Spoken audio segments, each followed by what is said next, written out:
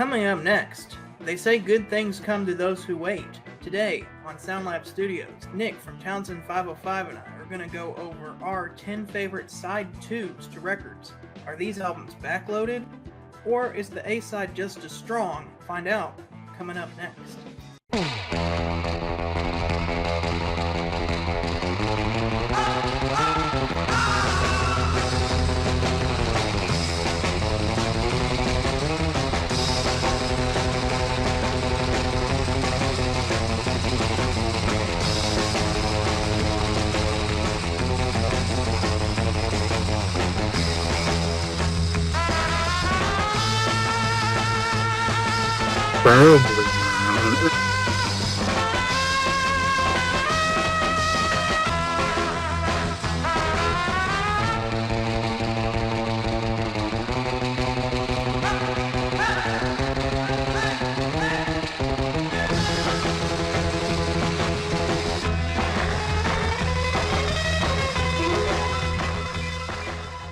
Welcome to SoundLab Studios, everyone.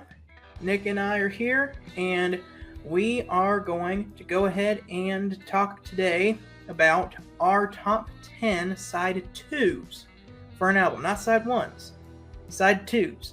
And I've been wanting to make this video for a while because having a killer side 2, I think, is almost an underrated move in the music field. It seems more like when people are making an album, they want to put all the good songs on the first side because they know that's going to hold people's attention.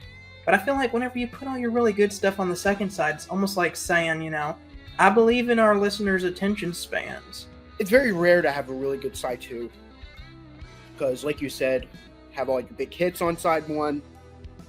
In general, mostly side 1 usually is the main focus, and then side 2, you're going to put a couple great songs in there, but most of the time, you want people to be listening to all the best stuff on side 1 so that, because that's what they're paying for. But I'm really excited. So, Nick, what is your number 10? All right, so my number 10 is going to be Arrival by Abba. So, why do I love this side so much? Well, first off, you open with Money, Money, Money. That is such a fantastic way to open up the second side of the record. You're like, wow, this is a great song, and about money, but then you have That's Me, which is their take on disco. They'll later do it more on Voulez-Vous, but this is like them diving into it. Probably because the Bee Gees were really doing it at this time, so they were trying to catch on to that trend. Then Why Did It Have to Be Me? One of the few Bjorn songs that I really, really, really enjoy. I mean, I like to say I like every ABBA song, but I prefer the female vocals. I think we all do, but Bjorn does a great job here. And then you have Tiger. When I first heard that song, I'm like, how did I not hear this song? How is this not a big hit for them? It's really, really good. And then they end off on an instrumental, which is the title track. And yeah, overall, great music overall. Well, my number 10 is going to be simple to talk about in terms of numbers of tracks because it's just one song. My first side 2, number 10, is going to be Foxtrot by Genesis. Well, 2 songs technically, but one of them's a really short instrumental. Horizons is a really cool Steve Hackett guitar instrumental, but the real reason this is on here is because of Supper's Ready. That song is bonkers. Man, it just goes through so many different changes. It's a 23-minute song that just has pretty much everything in it. It's weird, it's wacky, it's experimental. It's got an awesome organ solo by Tony Banks.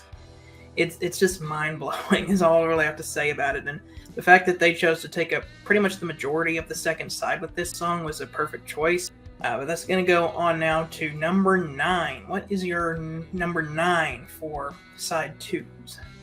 Okay, so my number 9 is going to be the Village Green Preservation Society by the Kinks. And yeah, this is, I love the album as is, and I like side 1 a lot. There's just some really good songs on there, but side 2, you get 8 songs on side 2. But to me, I love all 8 of those songs. You start off with Animal Farm, and no, not to mistake it for the communist book. Then you follow that up with the to be a Baroque masterpiece with Village Green, talking about life in the Village Green. Then you get Starstruck, which that song's awesome. Definitely a big highlight on the album. Then you get Phenomenal Cat, which is it's supposed to be a nod towards Alice in Wonderland's cat. Ray Davies, believe it or not, he was a big Disney fan. And of course, since it was the 60s, this was around the time when they released Alice in Wonderland. So, cool to know that one of the Kinks is a big Disney fan. I love Disney personally too, so I always found that to be cool. Fun fact. They get a waltz type track with All My Friends Were There. I love that song. Then you have them doing psychedelia with Wicked Annabelle. I don't think they're a psychedelic band. I don't think they should have done more. Monica's great, and People Take Pictures of Each Other. Great album closer. My number 9 is Machine Head by Deep Purple. Again, there's only 3 songs, but it's like, wow, what 3 songs they are.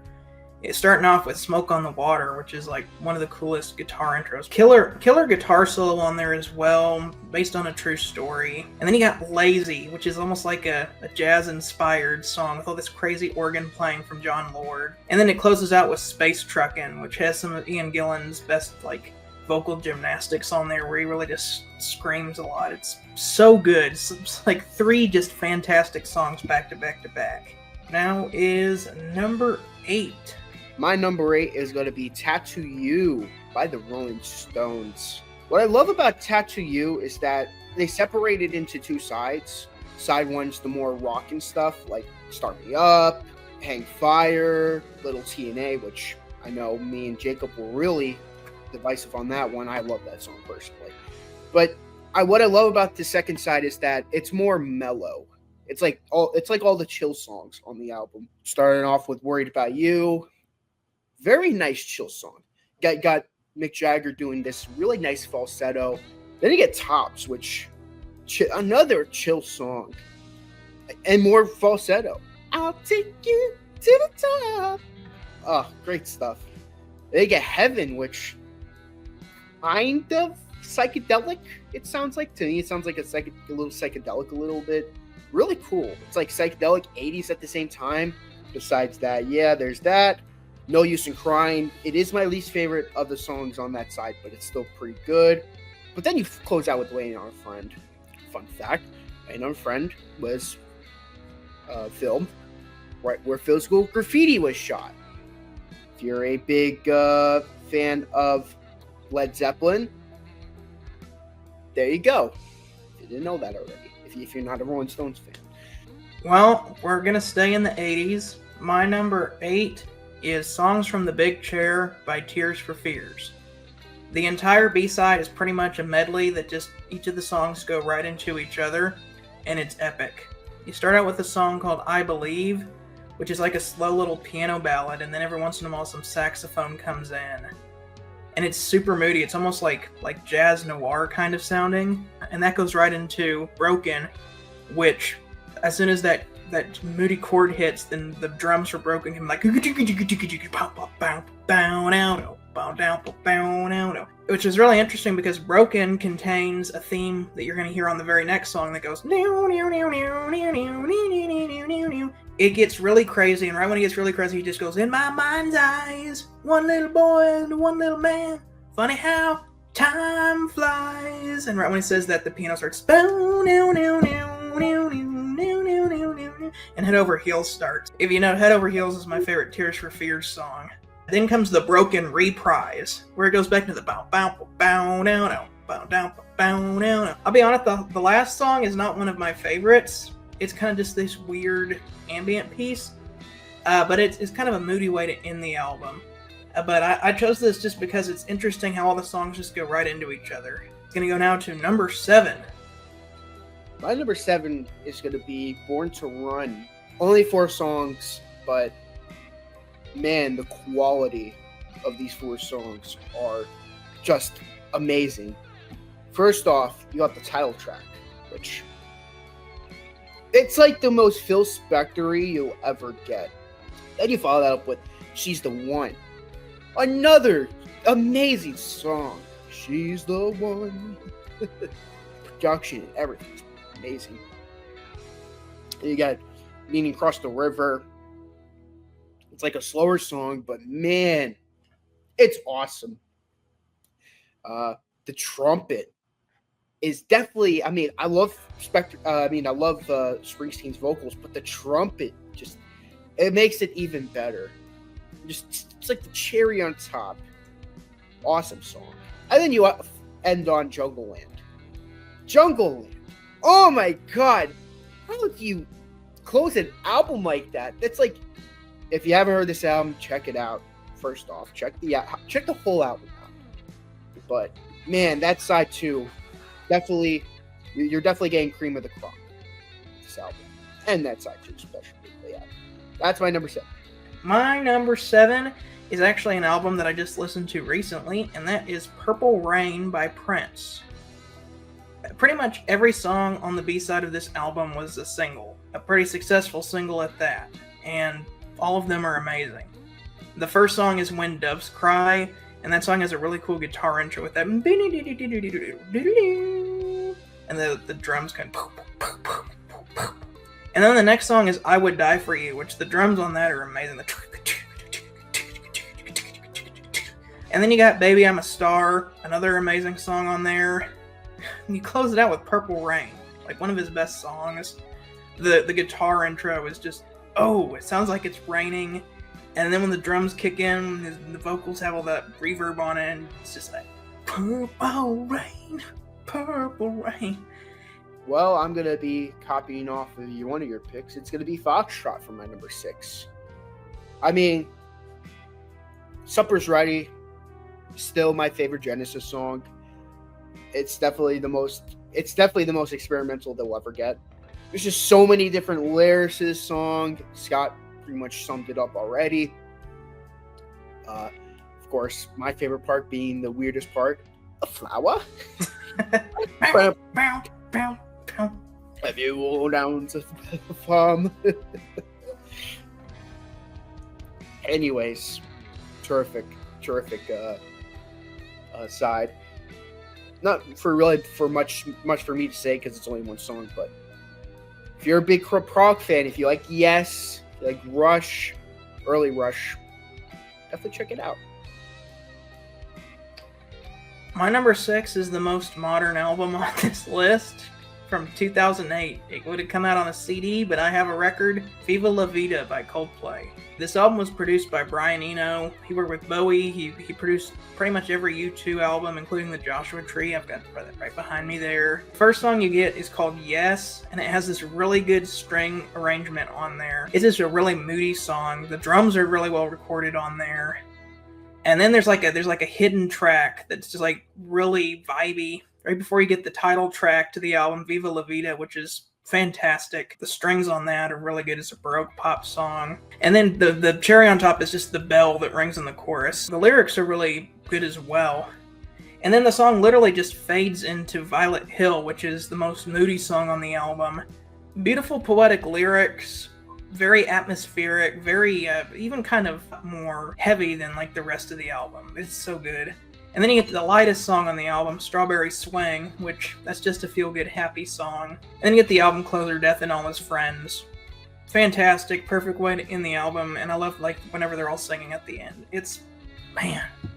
That's going to go into number 5. We're in our top 5 now. All right.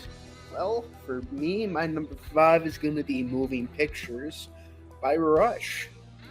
So, only 3 songs. So again, we're at a minimum with songs. However, it's another case of quality over quantity. Start off with one of my favorite Rush songs, definitely top 10, Camera Eye. First, they sing about New York, and then they sing about London. One thing I love about Moving Pictures is that each song is like its own story. That's what Scott brought to my attention. It's like every song's pretty much a story, and you know, I always found that to be awesome of the album. And then you go into the creepy witch hunt. I won't lie, I hated this song like the first bunch of times I heard it, but this song has grown on me. I've really come to appreciate it the more I listen to it. It's still my least favorite song on the album. There's gonna be a least favorite. It's a loaded album. Then you get to arguably like top 3 favorite Rush songs. Vital Signs. Really, really, really awesome reggae influence. But yeah, what an awesome 3-song set we got there. Well, my number 5, we're going to get some Pink Floyd in there. It's going to be The Dark Side of the Moon. And if you thought the A side to this record was fantastic, man, it's like the B side is even better. You're starting out with Money, which is one of their most recognizable tracks. Then that goes right into Us and Them, which, oh my gosh, Us and Them is such a good song. David Gilmour's guitar is so good on there. And that goes right into Any Color You Like, which is where it's an instrumental, but Richard Wright gets to play around with the synthesizers there and just makes it even moodier. And that goes right into Brain Damage, which is where you get the title of the album. They say, I'll see you on the dark side of the moon. Really good. This kind of their song about mental health and one of their tributes to Syd Barrett. And then the final song, Eclipse. Oh, the end is so epic with the organ and that singer comes back and does the vocal runs. And then it kind of just has the heartbeat and it fades out as you hear, there is no dark side of the moon. As a matter of fact, it's all dark, really. And we're going to go now to number 4. Yeah, it's a very iconic second side. Well, for me, my number 4 is going to be Let It Bleed by the Rolling Stones. How did I miss that one? This second side, I mean, side one's great as is. Like, Give Me Shelter, Love in Vain, Country Honk, Live With Me, Let It Bleed. That's already, like, you're getting some amazing music. But then Midnight Rambler, that epic blues song, followed by the psychedelic country, You Got the Silver. Follow that up with Monkey Man. It's stupid lyrically, but it's an awesome rocker. And then you close out with You Can't Always Get What You Want. Quality song after quality song after quality song. It's always been one of my favorite side 2s and barely missing my top 3. But yeah, awesome song. Here's one that I couldn't leave out. Number 4 is Who's Next by The Who. Man, that's a side 2 right there. Starting out with Getting in Tune, where it just starts with the piano, but then the song just as it goes on just keeps getting more and more just frantic as it goes along until by the end you're just getting that getting in tune to the straight and narrow, and then you get Going Mobile, which is this fun little song with a lot of cool synthesizers, and then you get Behind Blue Eyes, which is this just fantastic ballad, great guitar on that, and I love the little switch up in the middle. And then yeah, Won't Get Fooled Again is the closer. It's just like 8 minutes of awesomeness. Love the organ in there. Drumming is crazy. My favorite part is when it all just like goes back and it's like with the organ in the background, and it just builds up into the pop pop pop. Yeah. What's your number 3?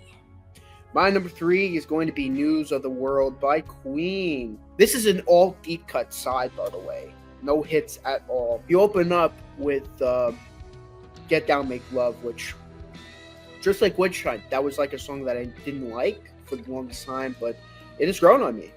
It's a great song. Then you go from weird experimental to just straight up blues in the next one. This album and Revolver are like very similar to each other. You never know what's going to happen next. Sleeping on the Sidewalk, just a straight up blues song.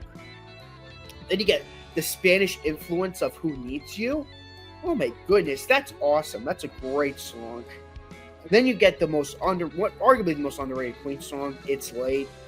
That should have been a big song. And then it closes out with My Melancholy Blues, a very jazz-like song. So you have weird experimental music with Get Down, Make Love. Straight up blues with Sleeping on the Sidewalk. Spanish influence on Who Needs You. The anthem, the rocking anthem with It's Late, and then the jazzy end with My Melancholy Blues. That is why it's in my top 3. News of the World. My number 3 is The Cars. it's just like every one of the songs goes right into the next one and makes a little mini medley, and it's so good. Starts out with "You're All I've Got Tonight." That's a great song. I love the chorus. You're all I've got tonight. Down, down, down, down, down.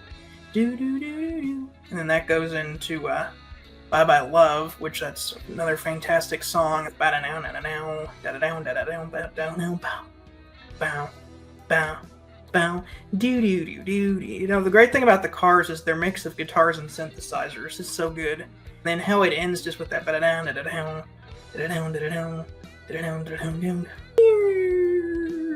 And then that starts up moving in stereo. You get that bow, bow, bow, bow, bow, bow, bow, with the sleigh bells and the vocals that just move back and forth between your headphones. It's like, whoa, this is moving in stereo. And that fades right into All Mixed Up, which is one of the only Cars songs that have a saxophone solo, which is pretty cool. And that's gonna go into, we're on our top 2. What's your number 2? My number 2 is Sunflower by the Beach Boys. Yeah, some people might not know what the album is. People are like, Sunflower? What the heck? Never heard that album before. Well, to all the people who are saying that, listen to it. Listen to the freaking album. Such an underrated Beach Boy album. You open up with, I mean, I know Scott knows how much I like it. It's one of my favorite Beach Boy songs. Tears in the Morning. What? I love that song. I don't know why Bruce just, oh my goodness. I love Tears in the Morning. I've got tears in the morning and I got nothing to do. Oh, I got tears in the morning. Love that song. And then the next song, you get this spacey sounding All I Want to Do. It's like chill. Just like chill wave. Just all I wanna do is always bring love to you. It's so chill. It's like, feel like you're in space. Just, love that song. All I Want to Do. And Mike Love sings on it. I know a lot of people hate his vocals, but I don't think any other Beach Boy would have been able to sing that song as good as he did. Then you have Forever, one of my favorite Beach Boy songs. Not the one that Full House guy sang in.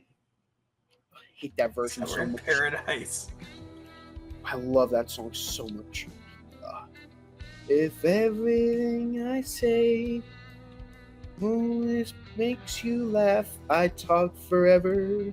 Oh, beautiful song. Then you got Our Sweet Love, great song. Then you got Out at My Window, which Brian Wilson wrote it. Which, by the way, rest in peace, Brian Wilson. But Bruce Johnson sings on it. Another fantastic song. Then you have another song that I really like, Cool Cool Water. I love Cool Cool Water. Another chill song. You get a little snippet from the Smile Sessions. Hard to replicate that, but if you know the Smile Project, you'll know what I'm talking about. Wow. It's a good song. Yeah, you know what I'm talking about. I love when they, after it though, they're like, cool, so cool, cool, so cool. Another great song, but what an amazing side. I love Sunflower, and I love this side. Well, you probably know what my number 2 and my number 1 are. Yeah. Synchronicity by the Police. Man, this one is just so good. I love Every Breath You Take. Like, that's like their biggest song. I love how it starts with just Stuart Copeland hitting the snare with that. And he has kind of like a more restrained drumming style on it, but it really works. Kind of a, first time you hear it, you think it's a love song, but you find out it's really a stalker song. Lyrics could apply to either, but Sting was going through a divorce at that time.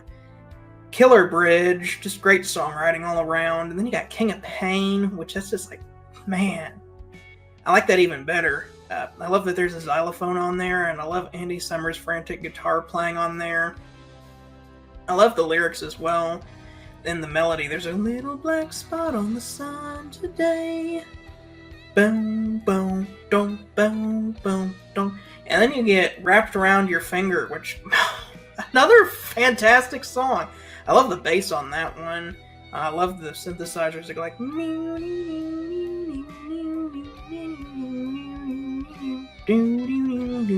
And I love the lyrics on there too, especially like the turnaround at the last verse, and I like the music video too, where they're like in slow motion knocking down candles, like a big like maze of candles, and then it ends with Tea in the Sahara, which is another really cool song. I love the bass on that one. Great closer. It's my favorite Police album, and really that second side is a lot of the reason why, because it's just too good. But all right, we are now on the number 1, our favorite side 2 to any album. All right, my favorite side 2, and to me, my favorite side of all time, is gonna be "Who Are You" by The Who. Wait, who? Yes. Who are they? Who? Yes, you're right. I really want to know.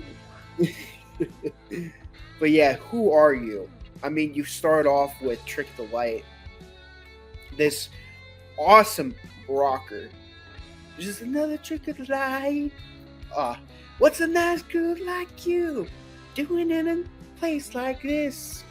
They don't make girls like you no more. Man, I mean, you know how I am with John Entwistle. I love his bass playing and I love his songwriting. Awesome rocker. Then you follow that up with "Guitar and Pen." Let me see your guitar and your pen. Oh my goodness. That's such a great song. I've always loved "Guitar and Pen." And Scott, he's so wise when he introduces new Who fans to that album. That's the song that I always recommend people listen to, is that song too. So because everyone knows the title track, you got to pick one they haven't heard. Exactly, people know "Who Are You," so that's like the perfect, like, great deep cut to show them. And then you have "Love's Coming Down," not like great ballad. I love that song. And then you close out with "Who Are You." I mean, that song is so iconic for a reason. So this one person's like, it's one of their more overrated hits. I'm like, It was Keith Moon's swan song. that's what I mean. Give him a break. But yeah, what an awesome way to end that album, and what an end to an era, pretty much, of The Who. After that, I mean, I like their last 4 albums fine, but that was like the end of an era. Eminence Front was the closest they got to recapturing the magic. Yeah, after that, I really like the 2 80s albums. There's some really good songs on there, but like Scott said, that period from my generation to "Who Are You," you can't beat that. You can't beat that. To no surprise, my favorite B-side is also my favorite album, and that would be Abbey Road by the Beatles. You knew it was coming. Yeah, this is just fantastic. The whole second side is a medley that just goes one song to the next. You got "Because," which is this really cool, like, harmony thing that they do. "You Never Give Me Your Money" is a really cool Paul song with some great piano playing and some great bass playing. You got "Sun King," which is this really chill song that feels exactly like what a summer night in your backyard with fireflies and lemonade feels like. You got "Mean Mr. Mustard," which is basically the Thomas the Tank Engine theme before it was a thing. Kind of a quirky, funny song. And then Paul has kind of a quirky, funny song with "You Came In Through the Bathroom Window." And you got "Golden Slumbers," which is epic. I love Paul's vocals performance, especially when it goes over the string section. You got "Carry That Weight," and then it kind of brings back the "You Never Give Me Your Money" theme. And then you close it out with "The End," which is like Ringo gets a solo, and there's like a triple guitar solo, and it just goes into the piano thing, and in the end, the love you take is equal to the love you make. It's just like, man, best end to an album ever. It's so good. But that's my number 1. Well, that is our top 10 favorite side 2s. So maybe if you've listened to some of these albums and you stopped after the first side, don't give up yet. Have a listen to the second side. We will see you next time. Remember, music is art, art is expression. So long.